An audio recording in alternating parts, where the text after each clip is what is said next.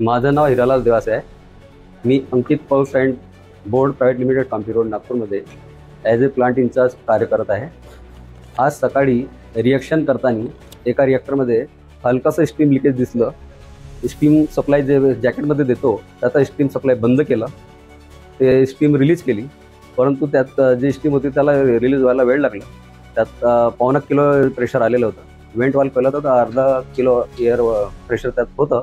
त्याच वेळेस डमी वॉलचं नेकपासून फ्लॅन समेत ते उखडलं आणि त्या उकडून ते डायरेक्ट खाली पडलं आणि ती गरम स्लरी थोडी वर उडली आणि तिथे जे काम करत होते त्या घटनेत 6-7 लोक जखमी झाले.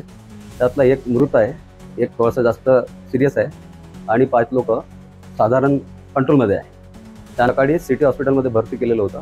आता त्यांना अजून चांगला उपचार मिळाला पाहिजे आणि त्यांना बरोबर तंदुरुस्त करता आल्या पाहिजे. त्यासाठी त्यांना अरिहंत हॉस्पिटलमध्ये शिफ्ट करण्यात आलेलं आहे आणि त्यांना चांगला व्यवस्थित उपचार मिळाला पाहिजे ही पूर्ण कंपनीची प्रयत्न आहे.